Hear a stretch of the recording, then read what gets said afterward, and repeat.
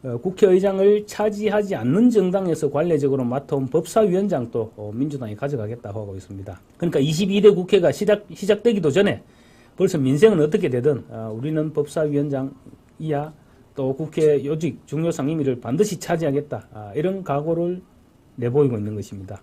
국회의장은 사실 중립을 지켜야 된다는 그 의무조항 때문에 당적도 탈당을 합니다. 싸울 때 제대로 싸우겠다, 이런 말을 하고 있는 것입니다. 중립은 아예 안중이 없습니다. 그냥 민주당의 국회의장이 되겠다, 이런 얘기입니다. 벌써부터 원내 제1당에서 차지하는 국회의장, 그리고 국회의장을 차지하지 않는 정당에서 관례적으로 맡아온 법사위원장도 민주당이 가져가겠다고 하고 있습니다. 그런데 뭐 표결로 선출해야 되니까 만약에 민주당이 끝까지 가져가겠다 이렇게 내놓지 않으면 표결로 선출하면 어쩔 수 없는 일이 발생할 수도 있습니다. 민주당에서는 법사위원장 사수를 위해서라면 22대 국회 개원 협상부터 몇 달을 끌지 알 수 없다는 각오를 이미 하고 있다고 얘기하고 있습니다. 그러니까 22대 국회가 시작되기도 전에 벌써 민생은 어떻게 되든 우리는 법사위원장 이하 또 국회 요직 중요 상임위를 반드시 차지하겠다, 이런 각오를 내보이고 있는 것입니다. 심지어 전 상임위원장을 우리가 독식하겠다, 이런 말도 뭐 거의 끄리낌 없이 내뱉고 있습니다. 22대 국회 사실 시작도 출범도 하기 전부터 걱정입니다. 지금 민주당에서는 국회의장 경쟁이 치열합니다. 경선이 불가피해 보이는데 명심, 그러니까 이재명 대표의 생각을 마음을 얻기 위한 경쟁이 벌어지고 있습니다. 그러다 보니 너도 나도 강성 발언을 내뱉고 있습니다. 국회의장 후보군들은 민주당이 이재명 대표 중심으로 가야 된다면서 국회 법사위원장, 심지어 운영위원장까지도 민주당이 가져와야 된다, 이렇게 주장합니다. 여야가 대립하는 사안에서 국회의장이 중립을 지켜왔던 관례, 이번 22대 국회에서는 기대할 수가 없을 것 같습니다. 현재까지 국회의장 도전을 공식 선언한 후보는 육선의 조정식 전 민주당 사무총장, 그리고 다들 아시는 추미애 전 법무부 장관, 그 두 사람이 다선으로 지금까지 거론되고 있었는데 지금 이재명 대표의 최측근 5선의 정성호 의원이 가세했습니다. 그리고 5선 중에는 김태년, 우원식, 박지원, 안규백, 윤호중, 정동영 뭐 이런 여러 사람들도 후보군으로 가세하고 할까 말까 지금 고민을 하고 있다고 합니다. 이 사람들이 지금 한결같이 이재명 대표의 마음 명심이 자신에게 있다, 이렇게 주장하고 있습니다.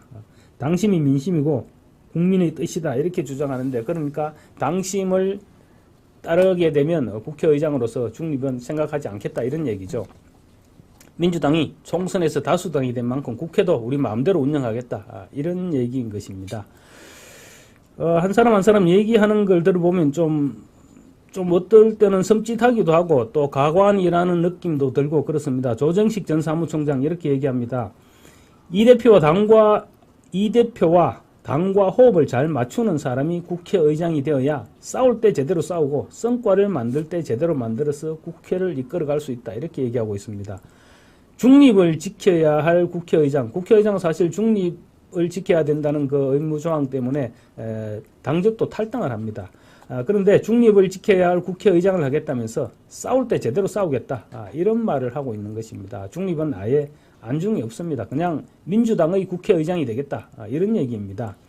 조정식 총장 심지어 대통령이 거부권을 행사할 경우 국회 재표결 요건을 지금 200명 이상 되어야 되죠. 그런데 180석으로 낮추는 원포인트 개헌을 추진하겠다고 얘기했습니다. 야권이 191석을 확보한 상황, 192석이죠. 192석을 확보한, 의장을 빼면 191석이 되네요. 191석을 확보한 상황에서 사실상 대통령 거부권을 무력화하겠다, 이런 얘기인 것입니다. 그리고 21대 국회에서 의장이 민주당 편을 제대로, 지금 현재 국회 얘기입니다. 의장이 민주당 편을 제대로 들지 않았다는 이런 지적이 있었다. 지적과 비판이 있었다. 그런데 국회의장은 민주당이 배출한 의장이고 또 민주당이 다수당이다. 만약에 내가 국회의장으로 선출되면 소속 의원 과반수 이상이 불신하는 상황이 된다면 언제든지 의장직을 던질 각오를 하겠다, 이렇게 얘기했습니다. 친명계 좌장으로 꼽히죠. 정성호 의원 5선. 정성호 의원은 의장이 되면 전임 의장들과 다르게 여당이 반대하는 법안을 본회의에 상정하겠다, 이렇게 얘기했고, 또 6선의 추미애 전 장관, 의장이 무슨 혁신입니까? 혁신의장의 역할을 거부하지 않겠다. 국회의장이 기계적 중립 기여를 놓고 아무것도 안 하면 안 된다고 강조했습니다.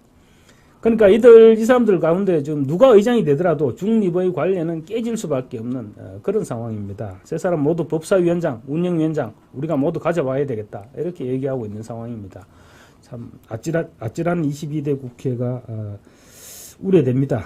의장 선거가 지금 이렇게 명심 경쟁, 강성 경쟁이죠. 이렇게 될 수밖에 없는 이유는 지금 민주당 의석이 비례대표 포함해서 175석인데 이들 가운데 이제 각 정당으로 소속 정당으로 돌아가는 사람도 있으니까 빼고 나면 169명입니다. 이 169석을 얻은 민주당에서 압도적인 다수가 친명계들입니다. 친명계 의원들의 표가 지금 의장 당선을 좌우할 수밖에 없는 것이죠. 그래서 강성 친명에 어필하기 위해서 의장 후보들이 모두 이렇게 강성 발언들을 내놓고 있는 것입니다. 친명계 의원들 아마 이럴 것입니다. 김건희 여사 특별검사 도입 법안 이런 것들을 야당 주도로 처리할 법안 통과에 협조할 그런 강성 의장을 지금 그런 강성 의장을 선출할 가능성이 높아 보입니다. 그런 만큼 의장 후보들이 지금 이재명 대표의 뜻을 받들어 국회를 운영하겠다 이런 의지를 보이고 있는 것입니다.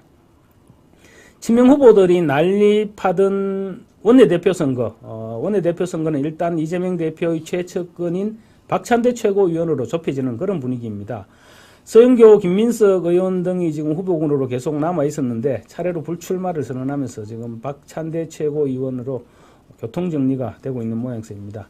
김민석 의원 오늘 페이스북을 통해서 총선 이후 2주 동안 크고 길게 보아서 무엇을 할 것인지 숙고해왔는데 당원 주권의 화두에 집중해보려 한다. 이런 말로 사실상 불출마를 선언했다고 합니다. 당원 주권, 저는 봐도 무슨 말인지 잘 모르겠습니다. 그렇지만 김민석 의원실에서는 불출마 선언이 맞다. 이렇게 확인을 했습니다. 서영교 최고위원은 어제 불출마 선언 기자회견을 하면서 이재명 대표가 그전부터 박찬대 최고위원과 나에게 가위바위보라도 하라고 했다. 저게 되게 미안해했다라고 말했습니다. 이 무슨 원내대표, 원내 제1당의 원내대표를 뽑는데 가위바위보까지 얘기합니까? 어쨌거나 서영교 최고위원은 4선이 되는 자신이 3선인 박찬대 최고위원보다는 선수는 높지만 명심이 박찬대 최고위원에게 있다는 점을 알고서 드롭을 한 것입니다. 원내대표가 유력시 되는 박찬대 최고위원 역시 이런 말을 합니다. 우리는 단호한 자세로 개혁에 매진해야 되고 저쪽은 그러니까 국민의힘 얘기하는 것입니다. 저쪽 국민의힘과 대통령실이죠. 저쪽은 국정기조를 바꾸지 않으면 더 큰 몽둥이를 맞을 것이다. 이렇게 전의를 불태웠습니다. 사용하는 용어들이 이재명 대표가 걸핏하면 죽음이 어떠니 하는데 또 여기는 또 몽둥이가 또 나왔습니다. 전략기획위원장으로 임명된 민형배 의원도 이렇게 얘기합니다. 협치라는 말을 지워야 한다.